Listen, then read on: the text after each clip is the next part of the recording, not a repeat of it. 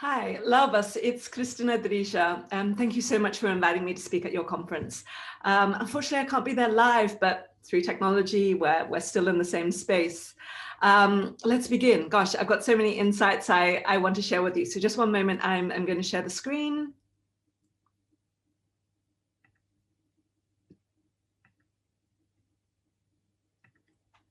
Okay, so what we're looking at today is future skills and how to embrace paradoxes, because we're in this liminal space at the moment. Liminal meaning we've kind of left one world behind, but we haven't yet entered this new world. And so liminal is that space in between. It's the void, it's the beckoning unknown, it's the uncharted territory. And so it requires us to operate differently than in, say, a linear world. We have to be able to work with change and transformation in a non-linear way. So what does that mean? So it's so important before we make sense of things that we first have to sense. And for me, always I say intuition is our first sense. It's not the sixth. For me, it's the first one that I work within this space of foresight. And I love this line, I don't know, but together we do. And I think we're ridiculous if we think that one person is going to be able to find the pathway through the future for us. You can't just read one article and it will give you the solution or the pathway ahead. Because each individual view is now not enough to be fully informed about such a complex picture. Singular perspective is not enough when the landscape is changing so quickly.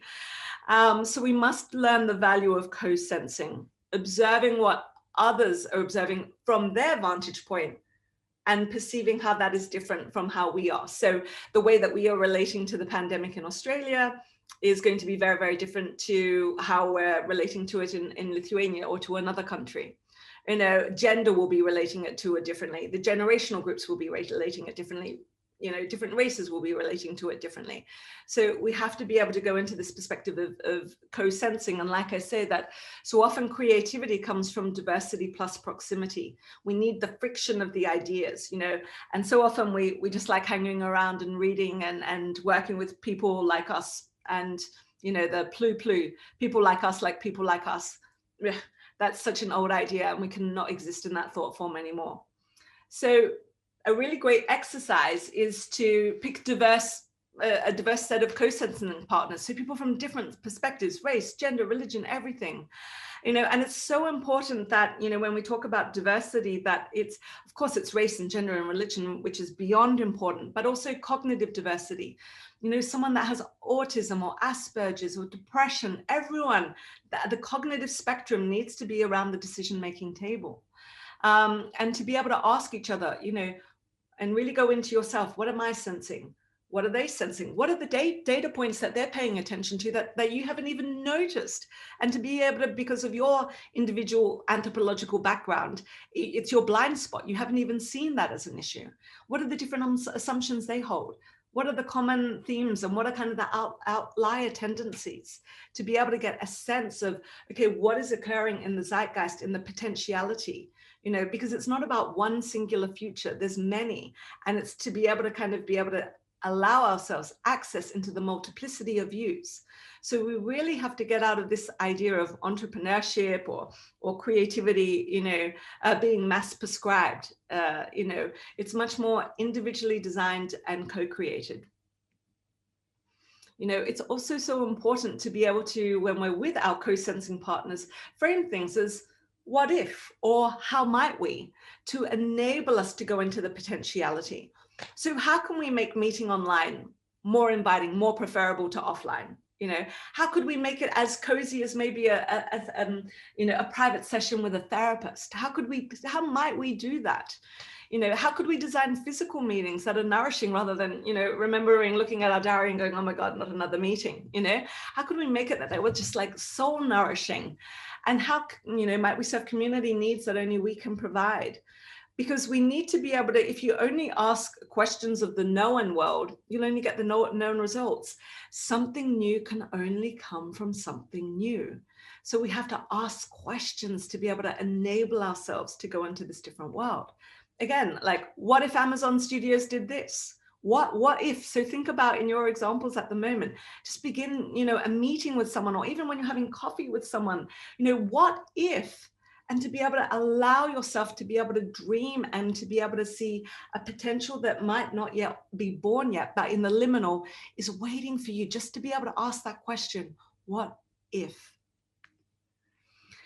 So in 1966, the architect, Cedric Price, made the provocation. Technology is the answer, but what was the question? What was it? What was it?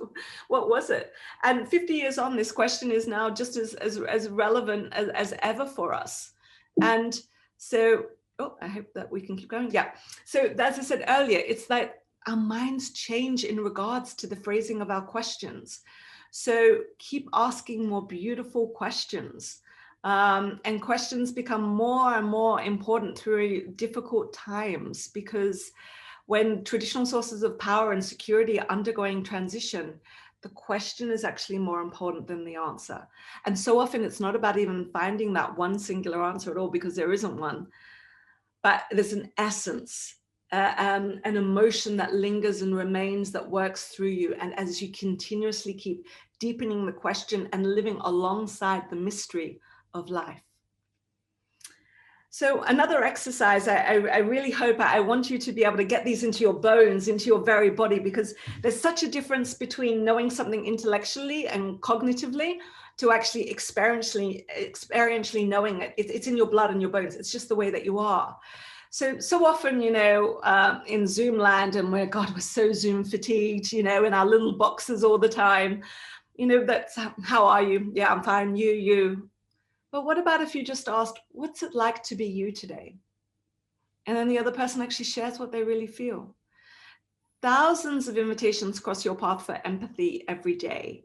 And I think this is what we're learning, and that in this pandemic, is how crucial vulnerability and empathy and the shared human experience are, to be able to co-create something that meets that vulnerability, that meets that tenderness, that meets that really deep underneath lying need that we'll never get to with all this rubbish superficial banter.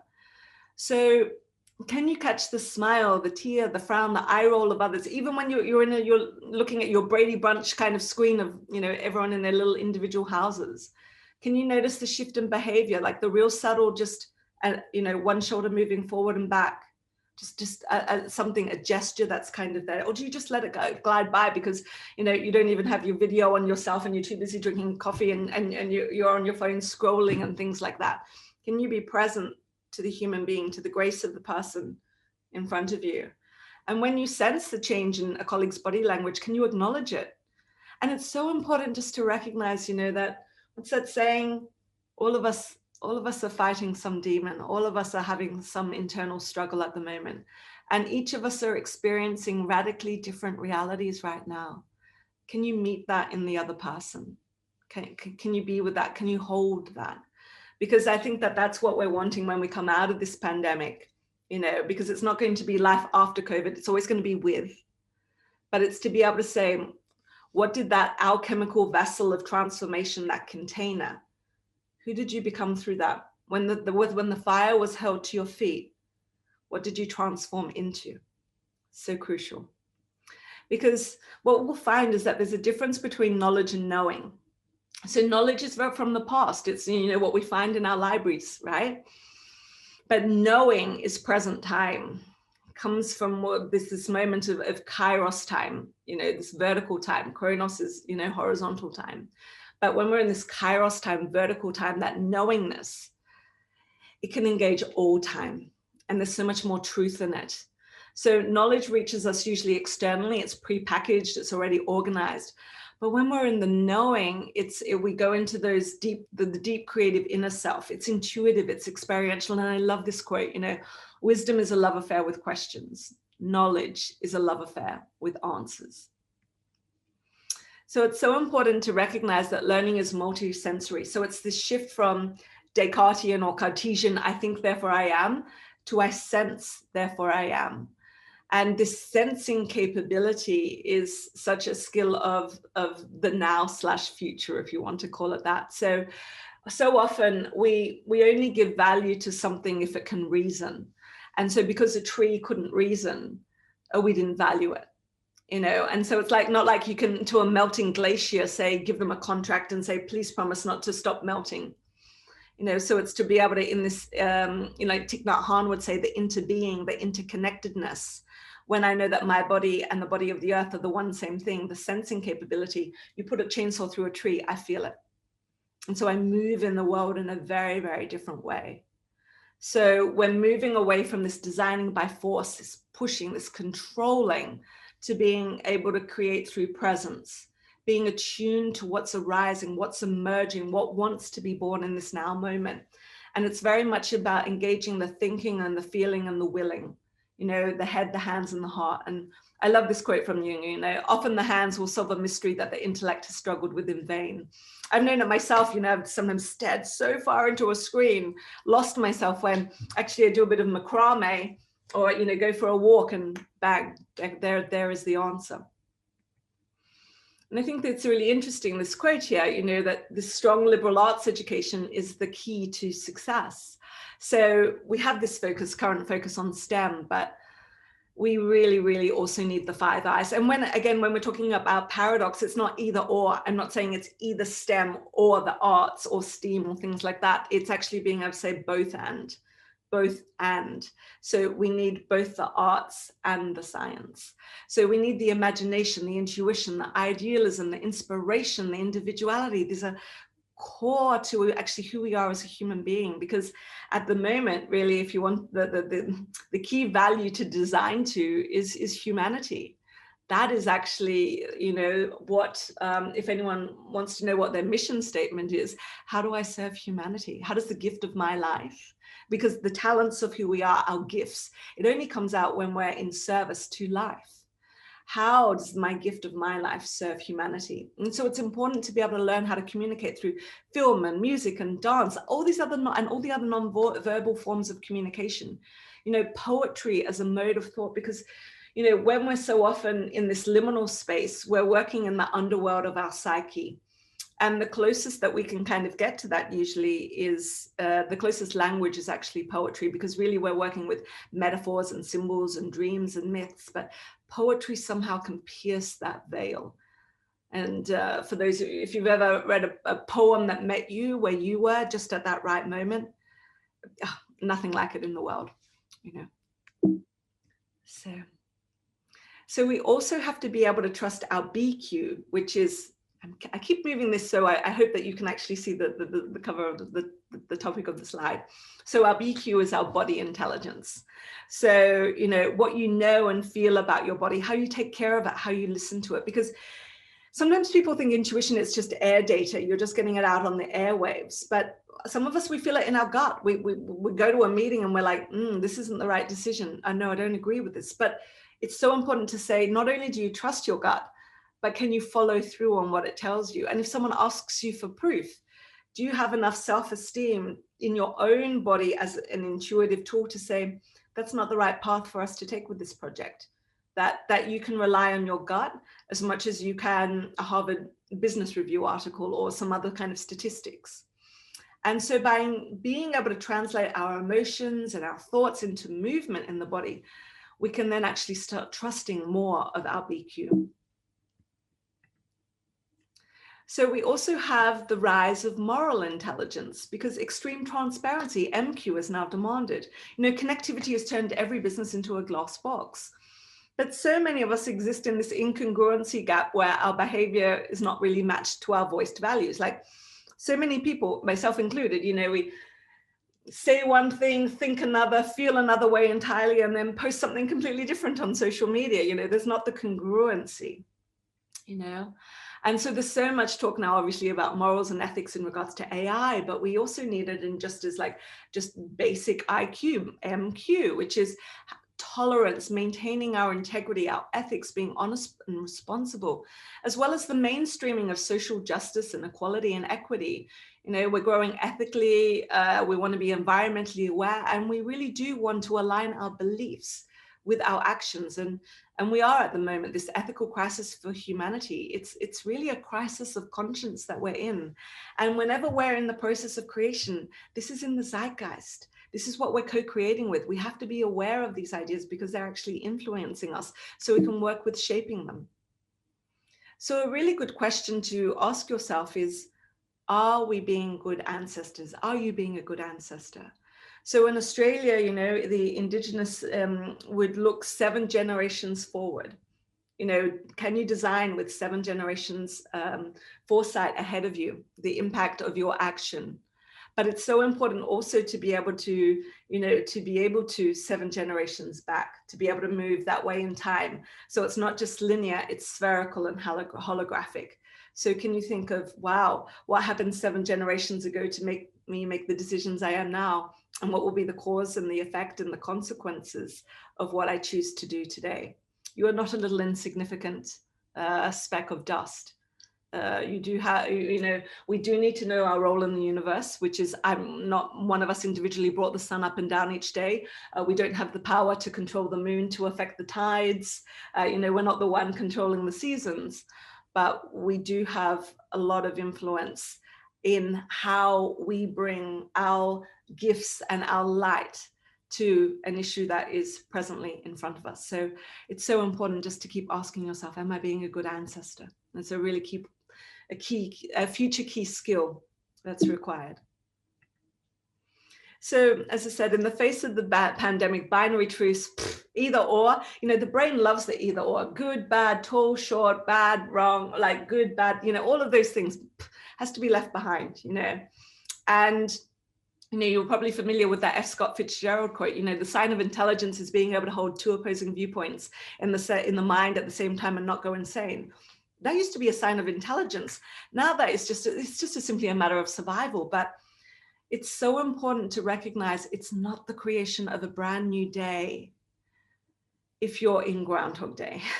If it's just a repetition and rearrangement, like really, I think that what this pandemic is asking us to just bottom line ourselves, just be truthful with yourself. Just say, am I moving deck chairs around on the Titanic? Is that what I'm doing? Or if I am, recognize that.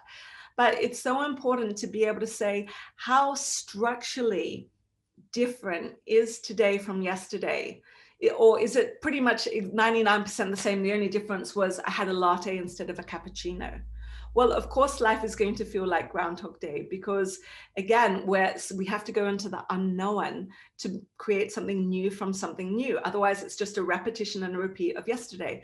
I guess why I got well known for my work was for so many companies, I could pick up their yesterday and put it on there tomorrow because they weren't willing to go into that X factor space. The way that we read the future is based on the tolerance threshold someone has to the unknown. The more tolerance threshold they have, the more opportunities, more potentials to choose a different path, choose a different future exist. And oh, that is really my desire and my wish for you. Because really one of the key skills for how do we move into the unknown is to recognize that our unrealized potential is always going to ask us to go into the unknown of our lives. You know, and to be able to do that, again, remember, we find what are the human truths in uncertainty. So to do that, we've got to get out of this habitual consciousness, living out the same repetitive, unquestioned behaviors, you know, focus less on prediction and concern yourself more with presence. I always say, don't worry about what's next. Figure out what's sacred. What is sacred? Know what that is, and you'll know what the next right step is to take. You know, and feed yourself courage. Don't you feed yourself this diet of rubbish social media. Like, feed yourself material that gives you courage and friends that give you courage, you know, and value synchronicities and receptivities and all the possible ways that we can co-create and collaborate now. So thank you. I really hope that there was something there that was of value. If you have any questions, please feel free to reach out to me. And I wish you a marvelous conference. And I do hope that I really look forward to the day that we can be in the same room together. But until then, my very best wishes. Goodbye.